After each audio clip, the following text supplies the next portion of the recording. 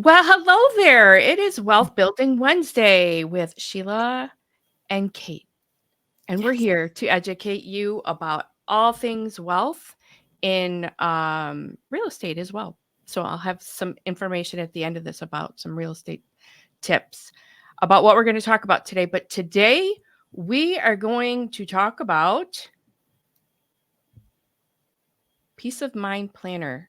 And Kate was sharing some topics about estate planning that I didn't realize. My mother-in-law died a couple years ago, and I never even thought about all of this stuff. There were some things I knew, but she told me about some things, and I thought we need to talk about this. So here we are. We're ready to talk about it, and today we're just going to cover what happens to a car lease, what's required for a life insurance policy, which is vitally important if you don't want to not be able to access your money.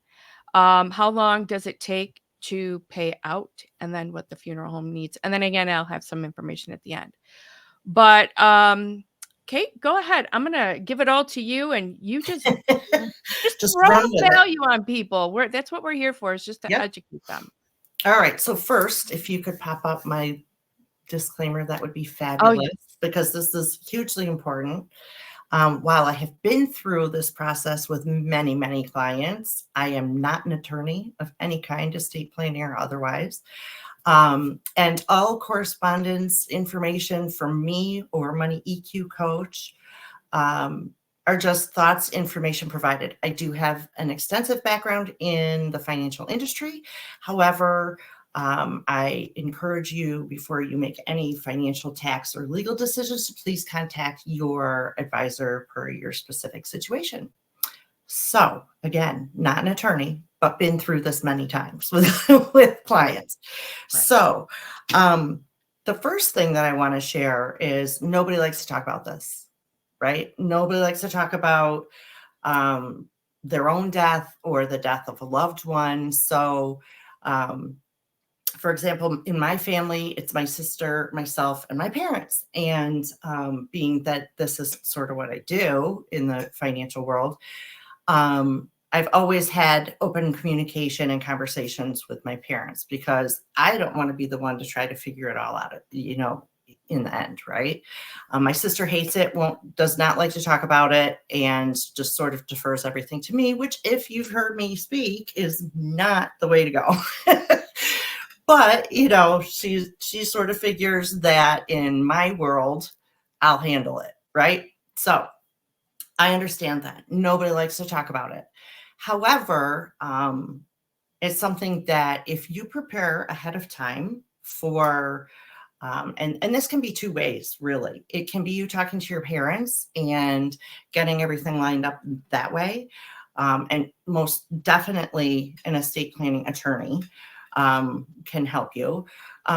But if it can go two ways, it can be you preparing for your children or your heirs, whoever they may be, so that they don't have to then dig through and figure out. Or it can be you working with your parents to get everything lined up. Over the many years of walking through managing estates, people collecting on life insurance policies, that sort of thing, and helping people, and particularly women whose husbands have passed away, I developed what I call a peace of mind planner. Now, I understand funeral homes, cemeteries, estate planning attorneys. Everybody will give you a free notebook or worksheet to collect everything. What's different with mine is that it is all in one, and it provides you information on what to expect. So what does happen when someone who has a lease on a car passes away, right? It addresses all of these different things that nobody, like, you don't think about, oh my gosh, what do I do with that, until it happens, until Right. you're in the middle of it, right? You're right. And I've You're right. heard all sorts of different suggestions on that. And I've heard people say, well, just don't pay it off, let it go, whatever, to pay pay it off with life insurance and move on. Well, there's several different pieces to this puzzle, right? So if there are assets held by the person who's passed away, the leasing company, depending on how the lease is written up, and they are different, has a right to be compensated by the estate. So it's not it's not just a black and white, here's exactly what you do. What it is you need to take a look at the situation that you're in. If there's a very large estate, then you bet your bottom dollar they're coming for it, right? They're coming for all the debts to be paid off, whether it's a credit card, a mortgage, whatever. So, and this is totally where an estate planning attorney can help you out in a huge way. There's a reason, there's a designation within being an attorney that they focus on estate planning, because there's so much to it. I am just scratching the surface here for you of things to think about. Now, if someone passes away and they don't have a whole lot of assets and things like that, then maybe it is something to consider to just let it be repoed or what have you, right? But it's something that you definitely need to talk to somebody about before you do it, because what can happen, well, what will happen when someone passes away is everything that they own and everything that they owe is part of their estate, right? So debts have to be paid. Notices are public. So if there is someone out there, even like a land contract or whatever that is owed, they will try to collect. Most likely. Right. Nothing is free. Nothing is ever free. Just guessing. Yeah.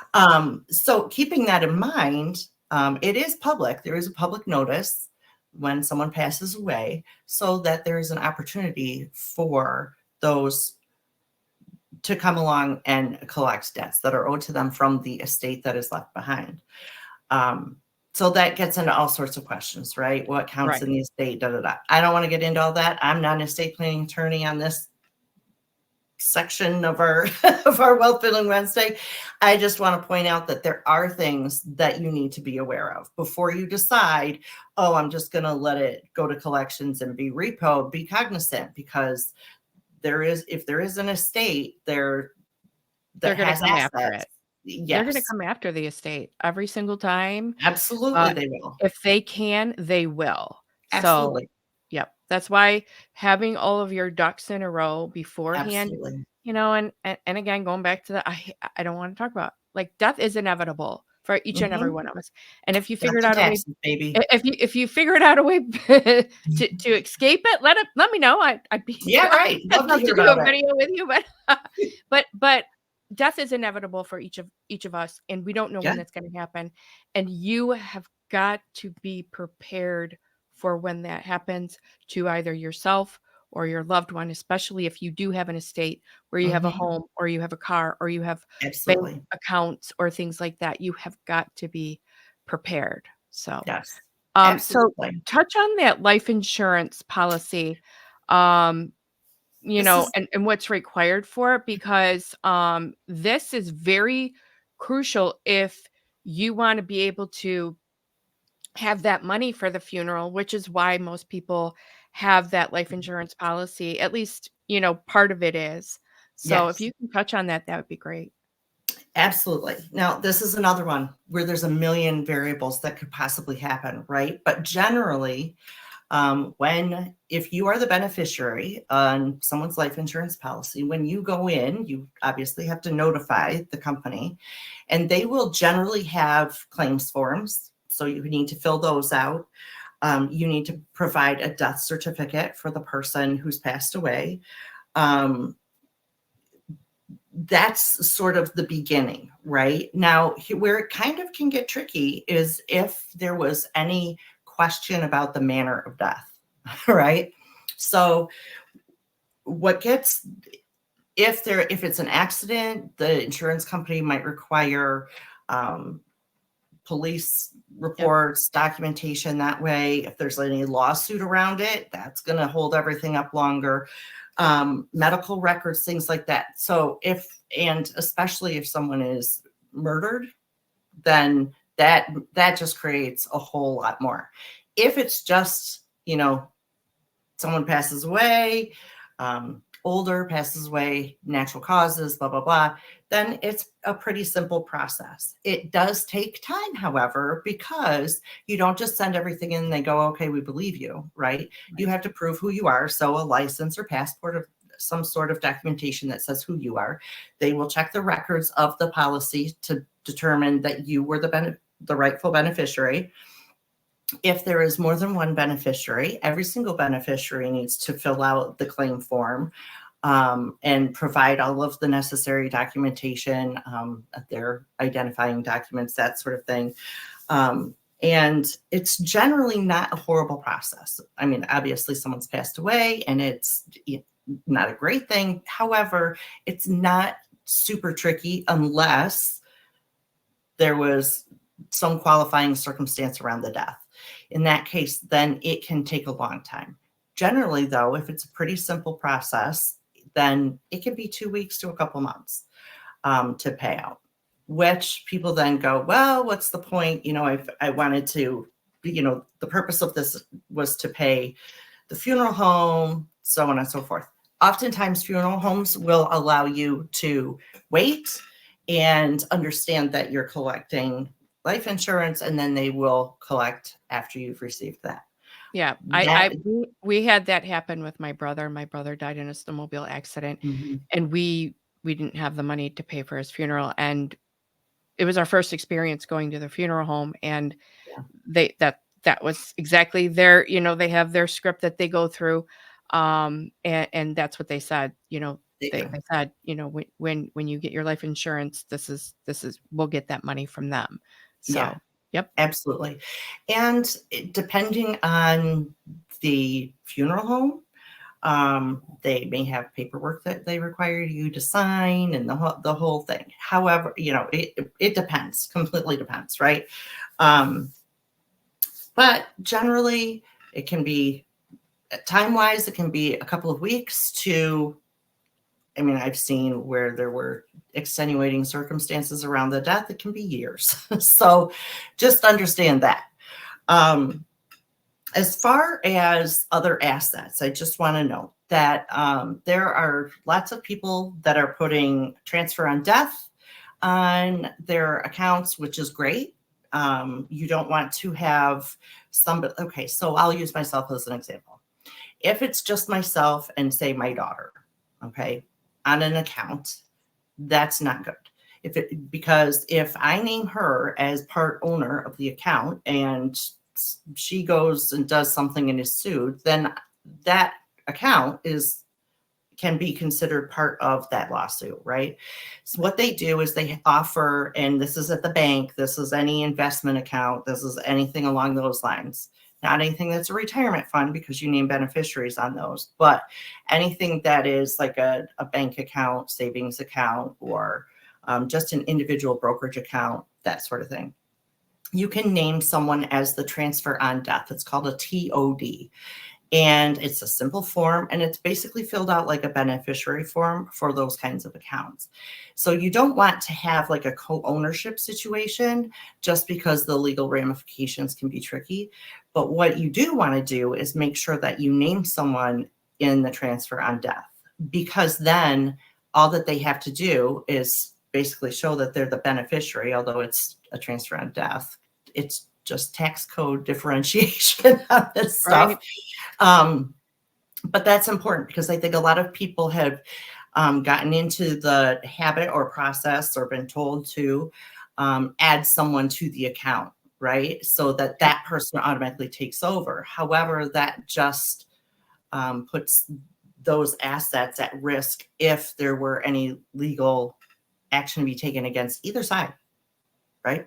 So I just always like to share that because people are like, well, I can put, a beneficiary on my IRA or my 401k or whatever the retirement plan is, but I can't on my checking account, right?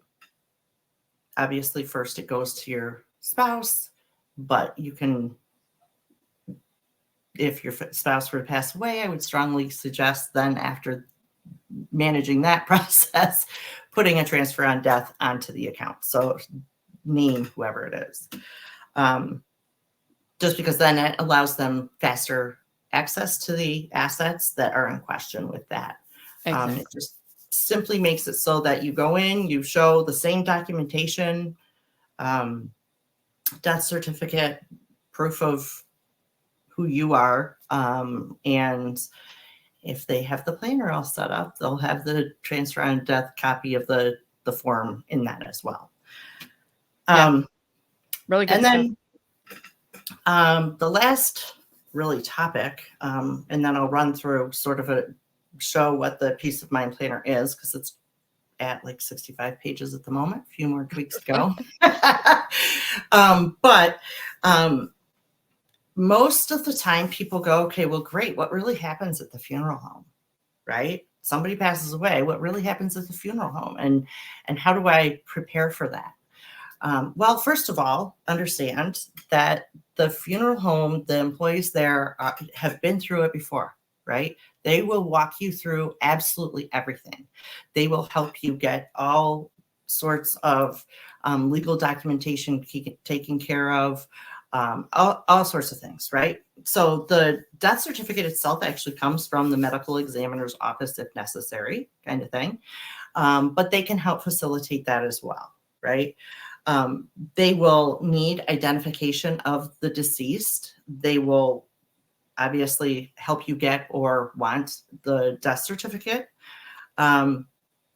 Any prearrangement documentation that you've got, and there are sections in the peace of mind planner that address that, as far as your wishes or the person who's passed away's wishes upon their death. So they will take those prearrangement documents and follow it to the T.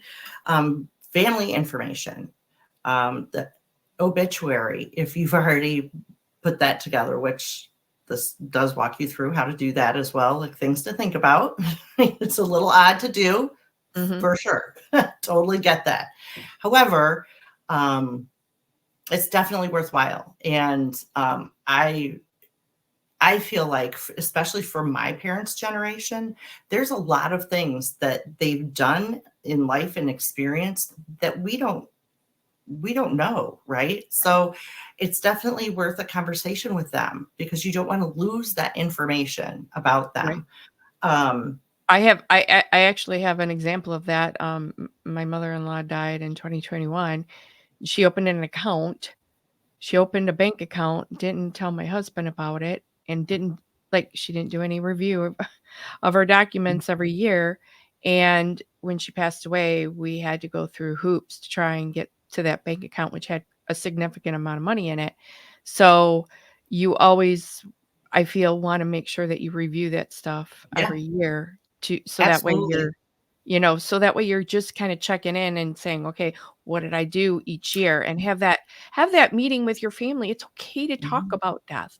It's okay to It go is. over that with your family, because they need to be up to date on that information all the time. So, Mhm. And although it's not the most comfortable conversation to start off and have, I have yet to have someone say to me, yeah, that was terrible. Never should have sat down and done that. Everybody walks away going, okay, I feel better. I know that for my heirs or the people I'm leaving behind, they know what my wishes are. It's all written down. They have to think about it. yep. Right? It's done. And like for my parents, I know my parents, it's not a great conversation. Nobody, but they walk away from it going, okay, it's all taken care of. Everybody the family knows what our wishes are, right? I Well, mean, and I think it used to be taboo, though, to talk about absolutely, finances. It used to be absolutely. taboo to talk about these things, and to talk about, like, I know with my my mom in specific, she would never talk about her finances, and Oh no. that's kind of the worst thing that you can do, because if something were to happen to you, then nobody knows anything, right? Yeah, So, yeah, absolutely. yeah. And also, even with like life insurance, when it pays out, there are different options that the person who owns life insurance policy can choose how it pays out. Yeah. There's also, it can, when you're the beneficiary, you can't change how they've chosen for it to pay out to you. But if they've said lump sum or whatever, then they will always present you with other options on how to have it pay out to you.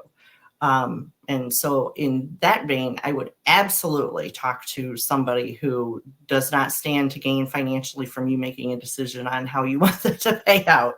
Exactly. Because they'll come at you to sell annuities and all sorts of things. But yeah, so the funeral home's job, really, just to get back on that, is to help you through the process. And they're professional. That's what they do. So if you have questions, you absolutely can go to them and ask them. They will go through all of it, from A to Z on, cremation, what kind of urn, what kind of casket you want if you're not being, the whole thing. A whole gamut, and they've seen everything. So Absolutely. it's not like the wheels being reinvented every time, Absolutely. or that they haven't seen your type of scenario. That this is their specialty, this is what they do, and Absolutely. they know it. So Absolutely, 100%. And I mean, that's their vocation, right? It's their job, it's their profession. So they'll even walk you through how to choose what somebody should wear in the casket, exactly. the whole thing. So I know it's scary and it's daunting because there's and that revolves around the decision making, right? Yep. It's scary and daunting because it's unknown and there's a lot of decisions that have to be made, and pretty quickly. So it's not like you can say, okay, I'm going to just soak this all in, let me process. I mean, it is a fairly quick process to work through, but they will coach you through it. They will advise you. They will help you in any way that they can. Absolutely. So I have, I'm doing at this point for the Peace of Mind Planner, because there are more things that I want to put in here, and I expect it to be completed 100% in the next week or two. But there's all sorts of information. This is the cover, which we have a picture of, but it does go through, it's like 70 pages, 65, 70 pages of spots to fill in things. I mean, even down to your pets and what happens with your pets and things like that. How different documentation works as far as if you have minors and things like that. I mean, all of it is covered. And it also provides, like I said, the information for the person who's going to receive this and be working from it on what to expect from the funeral home, what to expect from, probate or an estate planning attorney, or how all of it, how to navigate basically closing someone's estate after they've passed. And I call it Peace of Mind Planner because it gives both sides a peace of mind. Exactly. It gives the person who it's for peace of mind, knowing it's all documented and it's all understood. And by the way, just getting it and filling it out doesn't do it.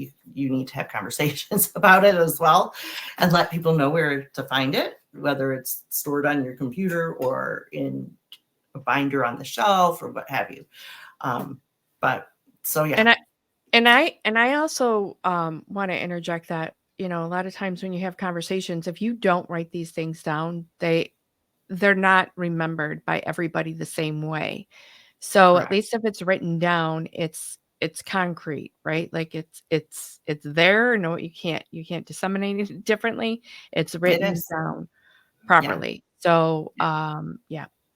Now, I'm obviously, going through this, filling it out does not make it a legal document. It does not, correct. but it does provide direction for those who are left behind to Exactly. settle everything.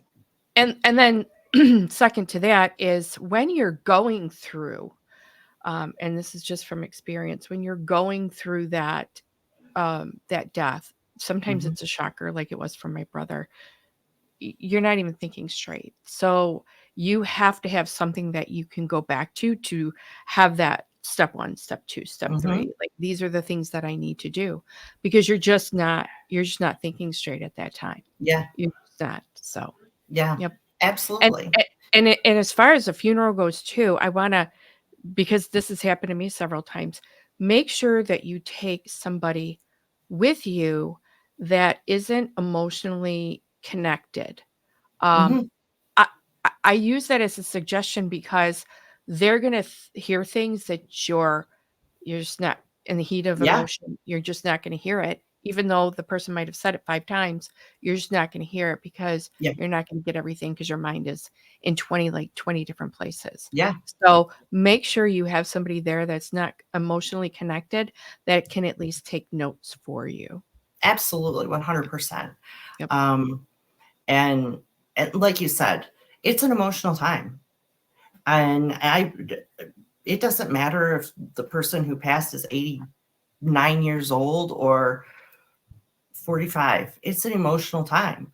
exactly. Um, and this just allow and whether you use this or not, just getting everything together and written down on paper and sharing with your loved ones, that just provides one less weight on the shoulders at that point in time. Exactly. Um, and why not? I feel like it's a conversation that everybody should have, 100%. simply because it provides peace for both sides. It's one less issue to work through. It's one less question unanswered. It's one all of that. So it allows the opportunity for conversation, and I mean that's so valuable, especially when you never know. You never know. Exactly. Exactly. Now, where can they, we're gonna put a link to that, peace of mind planner. We're gonna Yep. put that in the link in the description. We're gonna put it in the comment, like, you're gonna be able to access that. Also, there's gonna be a QR code at the end of this that will take you to, Kate's pages. So, Yep. I really just wanna quickly touch on it, just a few things that I Yes. wanna add, um, just from my own experience and then from the real estate side. So, as I had said before, just make sure you review your trust, your will, your estate on a yearly basis. You're always getting together during the holidays. Maybe you do it at that point because you're already getting together. Like, it's Mhm. not an extra thing that you have to do, right?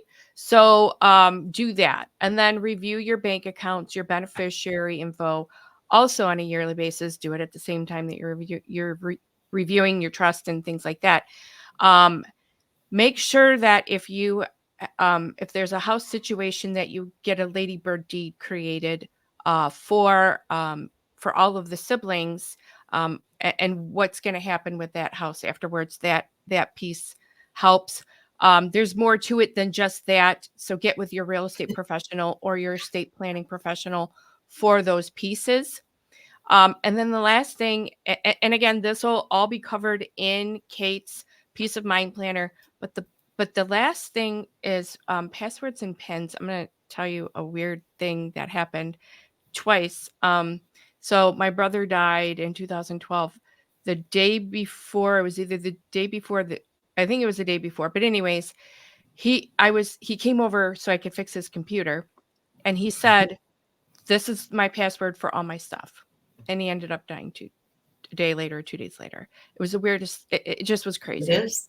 And It is. so, because he told me that, we were You able were to get able to into get into it. all of his documents, all his computer things, all his files. And then, I had a friend just die recently, and she did the same thing with another Mhm. friend. She told her, like, this is my Mhm. pin and things like that. So, Yeah. in that peace of mind planner, you're just gonna It's put all all in of there, that spaces very for everything. important information that you just don't think about. And again, you got to review that on a yearly basis. That is, I would say, out of all of this, having that planner and reviewing it yearly is the crucial part of it, because things change from year to year. So, Absolutely. yep. Absolutely. And Yeah. so, any final thoughts on just the peace of mind planner? I'm going to go into what we're going to talk about in the next one. Just because I haven't launched it yet, it is not actually up on my website, but there is a sign up purchase to get. So I did put that link in the comments on here. I don't know if you can see it. Okay. Yep. It's in the I private will, chat, but we'll get that. yes. So if I'm you gonna go see if I to can put that, that in the it'll give you comments. all of the information how to get it. Kind Perfect. of I'm thing. putting it in the comments now. It should be in the comments on the live stream, both on YouTube, and we'll get it in the other one. So for And sure, then, you'll be able to find it. Just look in the description or the comments for sure. yes. Also, I wanted to just note that I do offer a 15-20 minute complimentary consultation with anybody that's interested in seeing if we would jive working together. I've had lots of people ask about that, and I always forget to mention it. So, because you never know. I mean, some people who might work well with me, might whatever. Anyway, so we can talk about how that, what that would look like. You can scan that QR code, and on that link, there is a click. You can sign up, pick a time that works for you for a complimentary consultation, and go from there. The Peace of Mind Planner is not on that QR code because it is not out there yet. No, But but once they get connected to you, they can yes, at least yes, ask for it or at least sign up for it, correct? absolutely, Okay, absolutely. perfect. Okay, perfect. All All right. right. Yeah, So, that's all I got today. okay. That's enough. I think we've given everybody really a lot to think about. And again, most people don't think about it very often. They don't want And to. just, it just is a reminder, like we do need to think about it. So Yeah. with that said, next, it's not next Wednesday, but the Wednesday after that. So we do it every other Wednesday. We do a Yep. wealth building Wednesday. And next time we're going to be talking about emergency fund. And the biggest thing on this one is why credit cards are not emergency funds. Because we Your always credit think we card gotta is use our credit not an cards emergency fund. right. Our credit cards are not to bail us out of emergency funds. Correct. So, we really wanna, keep educating everybody, and so if you can come back and check this one out, I think it will help you to, help you with that wealth building piece, not getting Mhm. in debt with those credit cards, right? Yep, Yeah. absolutely. So, and then finally, just my information here. I focus on just really kind of educating people on everything. Like I teach agents and I educate my clients, and I'm even a homeschool mom, so I'm a teacher there. Like that's what I love to do because I think it's so important that all of us need to be educated about processes and things that are happening because you can easily be taken advantage of if you're not educated, right? Absolutely. So, Yeah, totally agree. all right. I hope you guys have a wonderful day. Take Yeah. care. Take care. Bye.